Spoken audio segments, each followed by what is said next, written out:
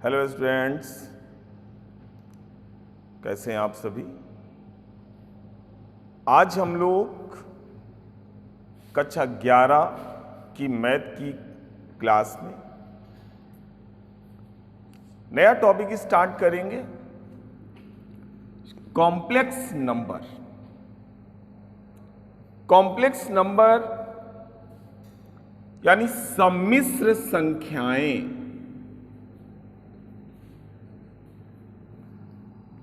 सम्मिश्र संख्याएं। आज हम लोग कॉम्प्लेक्स नंबर पर चर्चा करेंगे। नया टॉपिक है आपका और बेसिक चीजें भी हम लोग समझेंगे इसमें कॉम्प्लेक्स नंबर में। तो सबसे पहले हम लोग संख्याओं के बारे में समझेंगे। संख्याएं कितने प्रकार की होंगी, तो यहां पर हम लोग लिखते हैं संख्याएं दो प्रकार की होती है। नंबर फर्स्ट, वास्तविक संख्याएं, यानी इनको हम लोग रियल नंबर्स बोलते हैं। और नंबर दो, काल्पनिक संख्याएं। काल्पनिक संख्याओं को आप इमेजिनरी नंबर्स बोल देते हैं। अब देखिए, यहां पर रियल नंबर पर तो बहुत चर्चा की हम लोगों ने। आज हम लोग कॉम्प्लेक्स यानी काल्पनिक संख्याओं के बारे में, इमेजिनरी नंबर्स के बारे में चर्चा करना है। तो ये काल्पनिक संख्याएं कौन सी होती हैं, तो इनका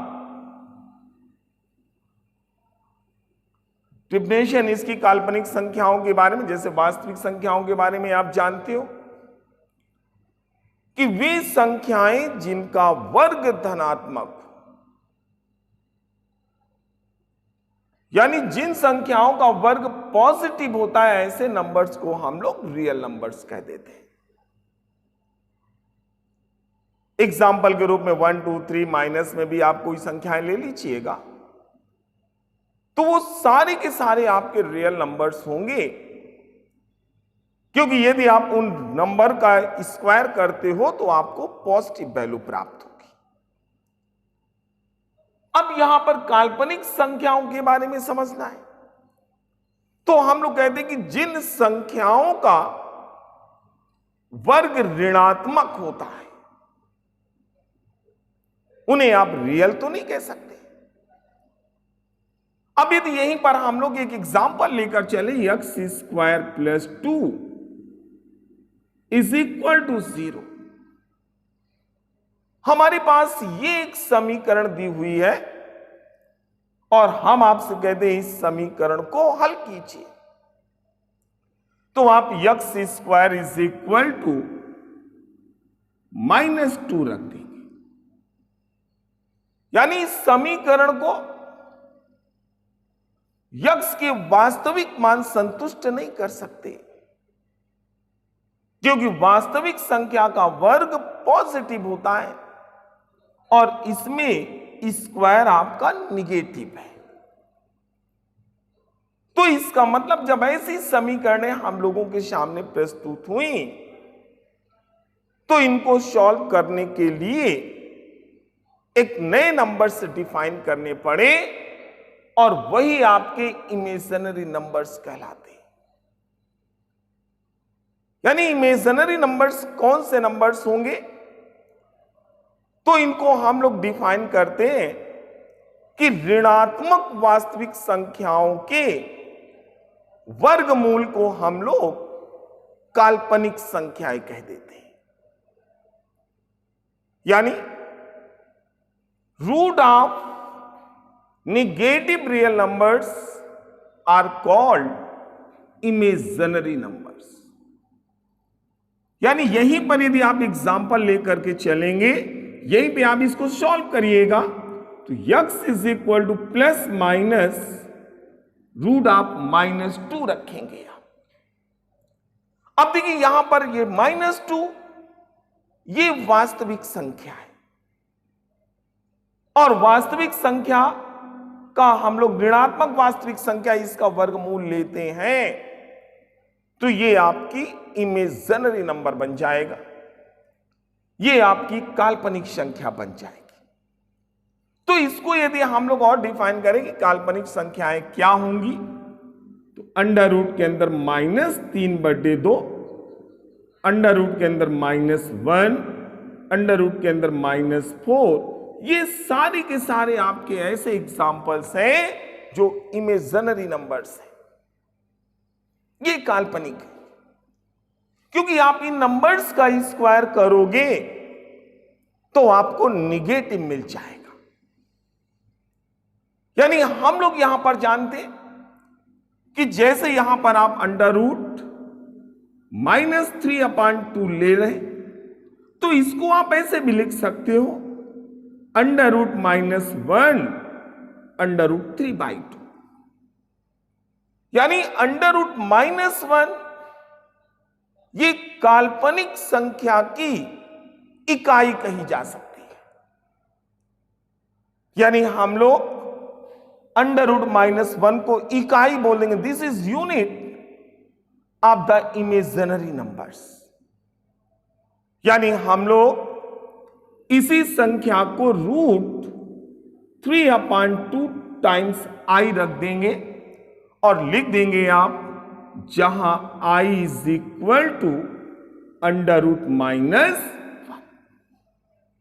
अब इस i को हम लोग आयोटा बोलते हैं, और इसकी वैल्यू आपकी अंडर रूट -1 होती है। तो काल्पनिक संख्याओं पर जब हम चर्चा करते हैं, तो हम किसी भी वास्तविक संख्या में यदि हम काल्पनिक संख्या की इकाई का गुणा करवा दें, तो वो संख्याएं आपकी काल्पनिक संख्याएं बन जाएंगी। जैसे यहीं पर जो एग्जाम्पल्स हमने ले रखे, इनको आप ऐसे भी लिख सकते थे 3/2i, i रख सकते हो, अंडर रूट 4i लिख सकते हो। तो ये देखिएगा जो भी नंबर्स आपके पास है, ये यहां पर रूट 3/2 तो आपका रियल है, और इस रियल नंबर के साथ हमने कॉम्प्लेक्स नंबर की यूनिट का मल्टीप्लाई, इमेजिनरी नंबर के यूनिट का मल्टीप्लाई करा दिया, तो ये हमारे पास काल्पनिक संख्या है। अब यहां पर एक चीज और ध्यान देना है आपको कि काल्पनिक संख्याओं में हम किसी को छोटा बड़ा नहीं कह सकते। यानी जो भी छोटे बड़े की बात होती है, वो सारी की सारी बातें आपकी इस रियल नंबर में होती है। यदि आपसे ये पूछा जाए कि 2i और 3i में कौन बड़ा है, तो आप एबल यानी यहां पर सक्षम नहीं है कि आप बता पाए कि 2i बड़ा है कि 3i बड़ा है, क्योंकि ये दोनों काल्पनिक हैं, ये इमेजिनरी नंबर्स हैं।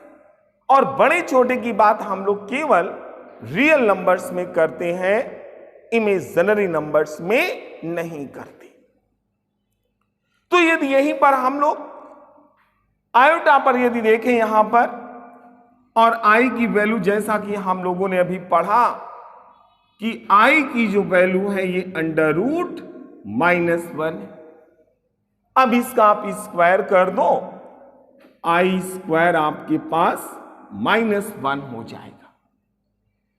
अब देखो i स्क्वायर की वैल्यू -1 है, और यहां पर यदि हम लोग इसको फिर से वर्क कर दें, i की पावर 4 इज इक्वल टू 1 हो जाता है।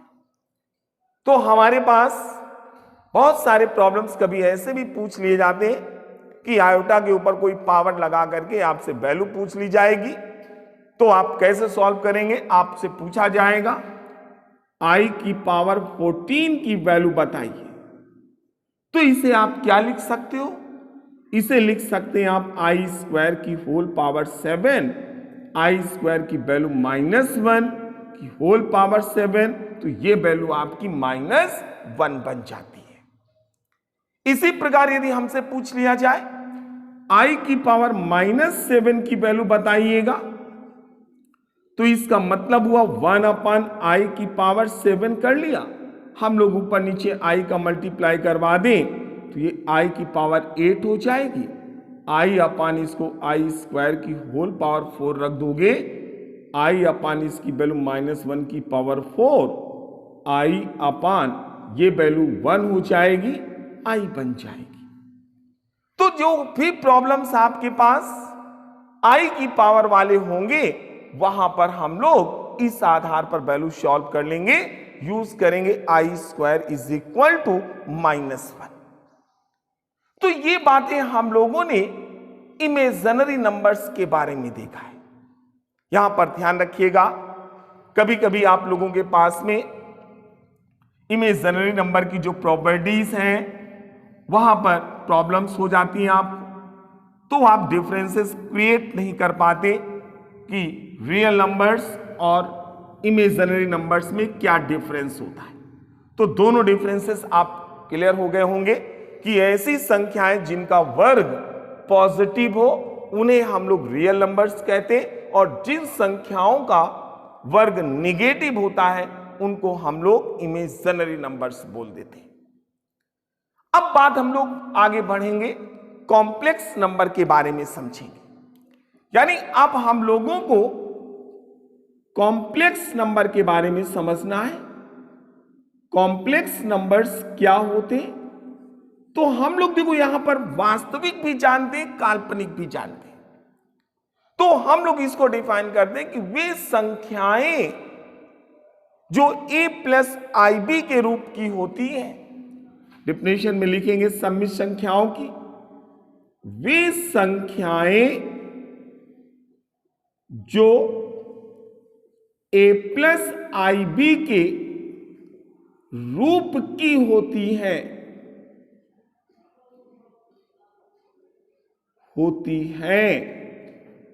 जहां a, b वास्तविक संख्याएं हैं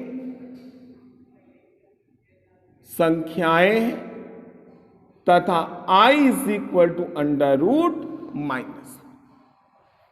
कौन सी संख्याएं कहलाएंगी? ये सम्मिश्र संख्याएं कहलाएंगी। सम्मिश्र संख्याएं कहलाती है। यहां पर ध्यान दीजिए, और हम लोग लिख देंगे इन्हें कैपिटल Z से प्रदर्शित करते हैं।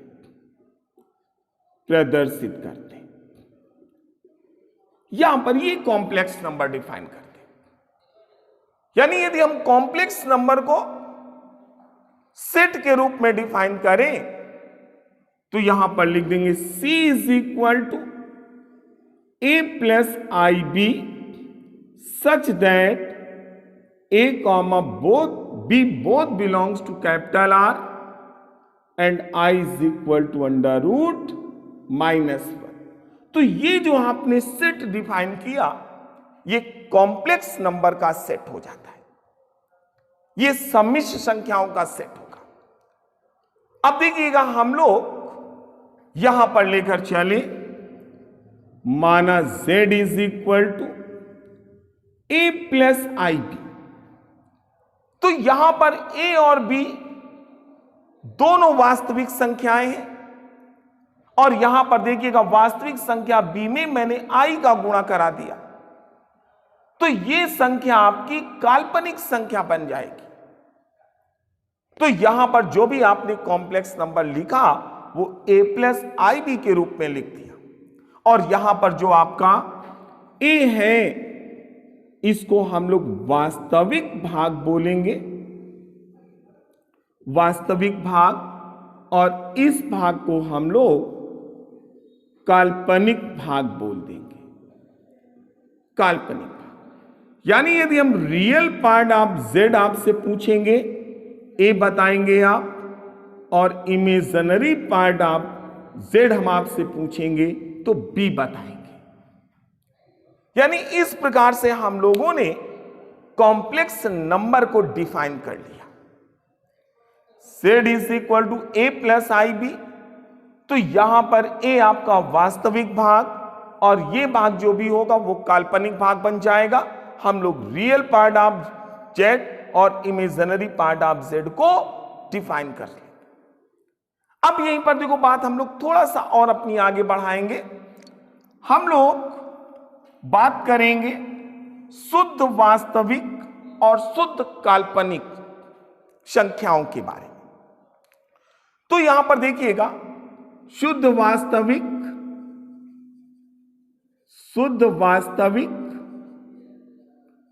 एवं शुद्ध काल्पनिक संख्याएं,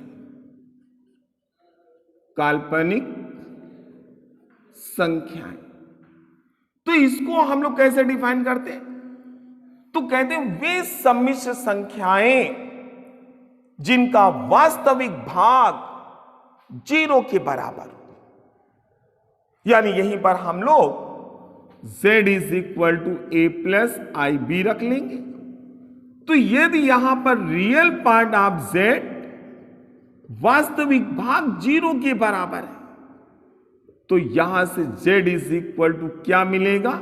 आई बी, केवल शुद्ध काल्पनिक मिल जाएगी।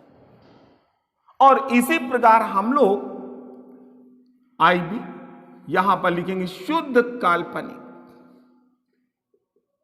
ये शुद्ध काल्पनिक संख्या है। और यहीं पर हम लोग लिख देंगे यदि imaginary part of z is equal to 0, तो यहां पर z is equal to a रख दोगे और ये आपके पास शुद्ध वास्तविक संख्या हो जाएगी। यानी ये प्योरली रियल होगी और ये आपकी प्योरली इमेजिनरी हो जाएगी। तो किसी भी कॉम्प्लेक्स नंबर को यदि हमें प्योरली रियल दिखाना है तो हम सिद्ध करेंगे उसका इमेजिनरी पार्ट 0 के बराबर होगा। यदि उसे हमें प्योरली इमेजिनरी दिखाना है तो हम सिद्ध करेंगे कि उसका रियल पार्ट 0 के बराबर हो जाएगा। अब देखिए यहीं पर हम लोग बात करते हैं कि every real number is a complex number, यानी प्रत्येक वास्तविक संख्या एक सम्मिश्र संख्या होती है। तो यानी यहां पर एक नोट पॉइंट भी हम लोग समझेंगे, क्या प्रत्येक वास्तविक संख्या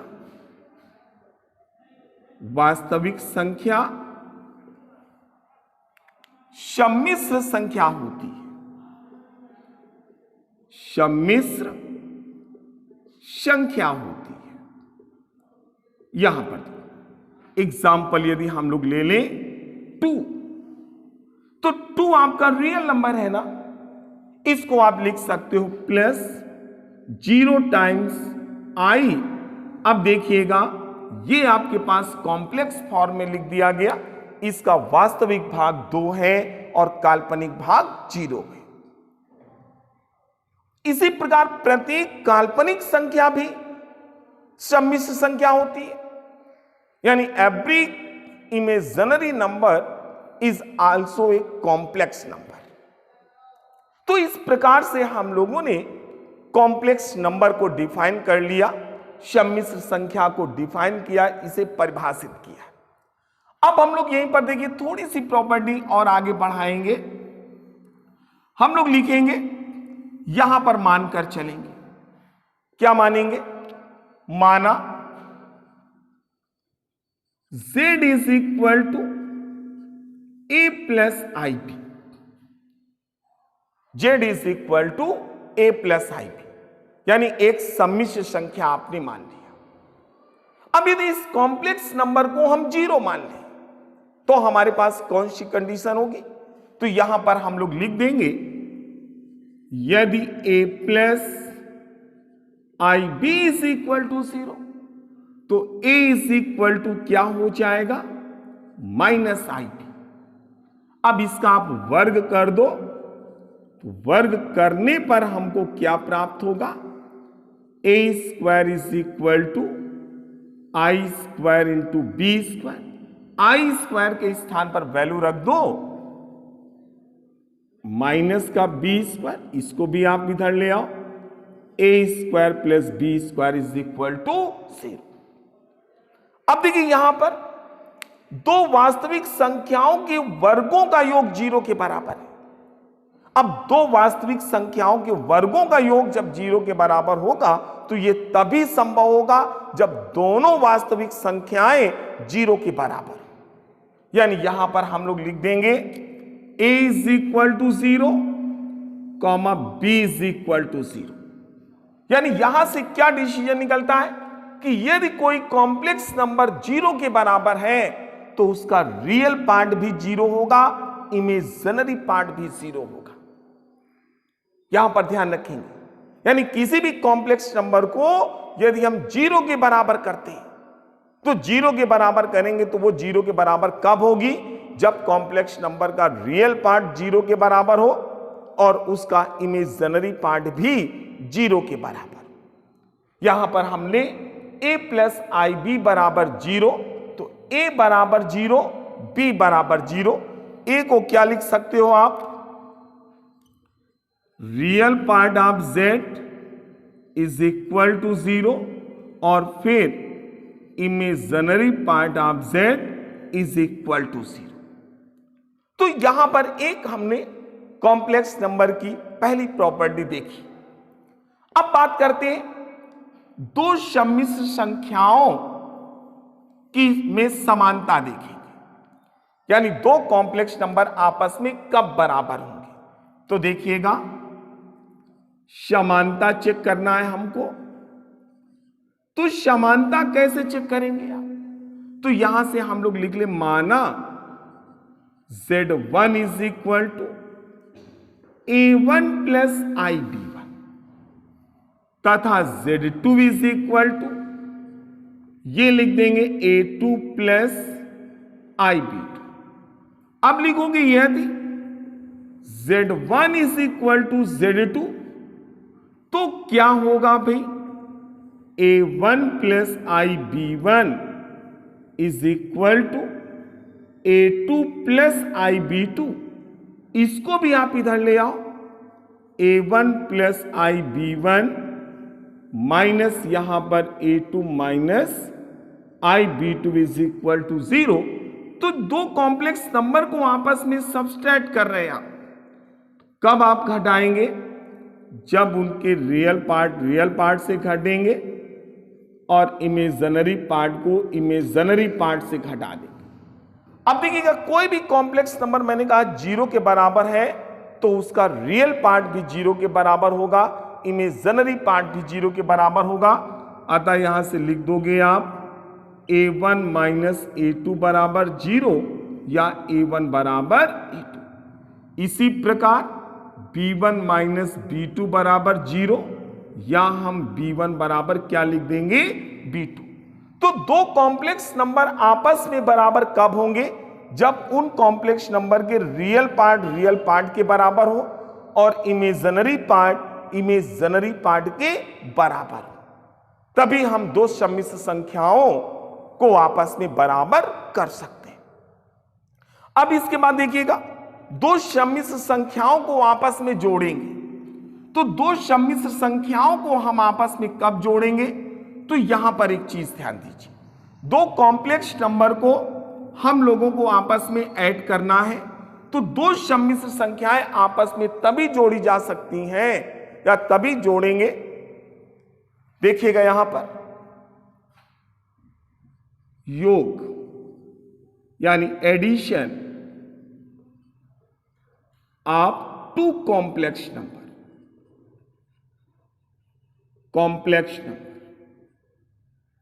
क्या होगा बेटा यहां पर? तो यहां से हम लोग सम्मिश्र संख्याओं का योग है, सम्मिश्र संख्याओं का योग। अब दो कॉम्प्लेक्स नंबर ले लीजिएगा, हम लोग लिखेंगे माना Z1 is equal to A1 plus IB1 और Z2 is equal to A2 plus IB2। यहां पर देखिएगा रियल पार्ट ऑफ Z1 क्या है, A1, और इमेजिनरी पार्ट ऑफ Z1 क्या है, ये B1 है। फिर आप देखो रियल पार्ट ऑफ Z2 क्या है, A2, और इमेजिनरी पार्ट ऑफ Z2 क्या है, B2। अब इन दोनों कॉम्प्लेक्स नंबर को आपस में जोड़ना है, तो आप जोड़ेंगे Z1 प्लस Z2 क्या हो जाएगा, A1 plus IB1 plus A2 plus IB2। तो यहां पर देखिए Z1 plus Z2, real part को रियल पार्ट से जोड़ेंगे आप, तो यहां पर मिल जाएगा A1 plus A2 I times यहां पर B1 प्लस B2। अब यदि हम आपसे पूछेंगे यहां पर real part of Z1 plus Z2 बताइए, दो सम्मिश्र संख्याओं के योग का वास्तविक भाग, तो ये आप लिख दोगे A1 प्लस A2 है, और इसे हम लोग real part of Z1 plus real part of Z2 कह देते। इसी प्रकार हम लोग imaginary part of Z1 plus Z2 पूछे, तो ये आप बताएंगे B1 प्लस B2, और यहां पर ये हो जाएगा imaginary part of Z1 plus imaginary part of Z2। तो इस प्रकार से हम लोग दो सम्मिश्र संख्याओं को कैसे जोड़ते हैं, तो दो सम्मिश्र संख्याओं को आपस में जोड़ेंगे आप, तो उनका वास्तविक भाग से जोड़ना, उसका काल्पनिक भाग से जोड़ना। जैसे यहीं पर एक एग्जाम्पल ले लिया जाए, हम आपसे कह दें यदि Z1 is equal to 2 plus 3I और Z2 is equal to 2 plus 4I, ये दो कॉम्प्लेक्स नंबर हमने ले लिए, तो यहां पर आपसे कहें Z1 प्लस Z2 बता दो, तो 2 में 2 जोड़ेंगे 4 हो जाएगा, 3I में 4I जोड़िएगा तो यहां पर 7I आ जाएगा। इस प्रकार से हम दो कॉम्प्लेक्स नंबरों का योग कर लेते हैं। अब दो कॉम्प्लेक्स नंबर का घटाना हम लोग घटाएंगे कैसे, तो यहीं पर दो सम्मिश्र संख्याओं का घटाना देखना। तो घटाना देखिएगा कैसे होता है, तो यहां पर सब्सट्रैक्शन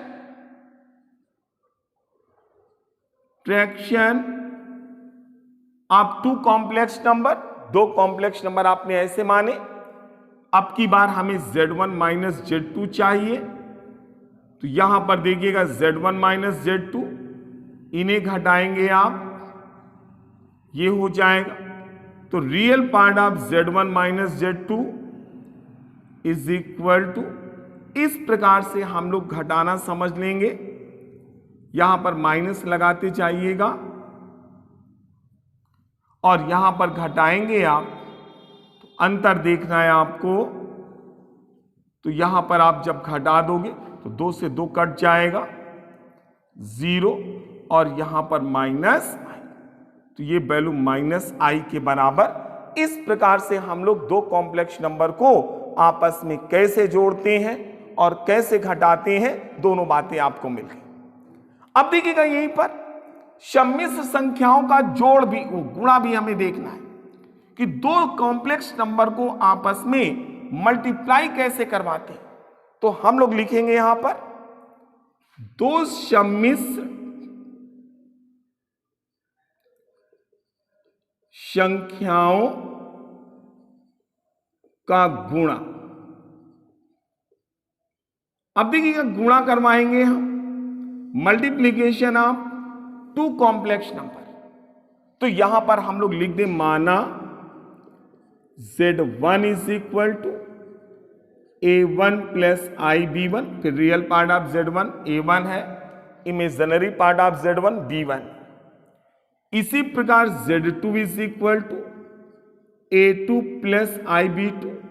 अब हम लोग Z1 इंटू Z2 निकालेंगे, A1 plus IB1 into A2 plus IB2, गुणा करवा दीजिएगा, A1 A2 के साथ गुणा होगा, plus I times B1 A2 plus I times A1 B2 और plus I square B1 B2। तो Z1 इंटू Z2 कैसे गुणा करवाएंगे आप? A1 इंटू I स्क्वायर के स्थान में -1 रख दो, B1 B2 plus I common कर लो, A1 B2 plus B1 A2। तो इस प्रकार से हम लोग दो सम्मिश्र संख्याओं का आपस में गुणा करवा लेते हैं। तो आज के वीडियो में कॉम्प्लेक्स नंबर पर हम लोगों ने कॉम्प्लेक्स नंबर को डिफाइन किया। कॉम्प्लेक्स नंबर को डिफाइन करने के बाद purely real, purely imaginary complex number पर भी चर्चा की, और इसमें algebra of the complex number में हम लोगों ने दो सम्मिश्र संख्याओं का योग, दो सम्मिश्र संख्याओं का घटाना, दो का मल्टीप्लिकेशन देखा है। नेक्स्ट वीडियो में हम लोग conjugate of the complex number पढ़ेंगे और इसके बाद दो सम्मिश्र संख्याओं का भाग कैसे दिया जाता है इस पर भी चर्चा करेंगे। Okay, thank you.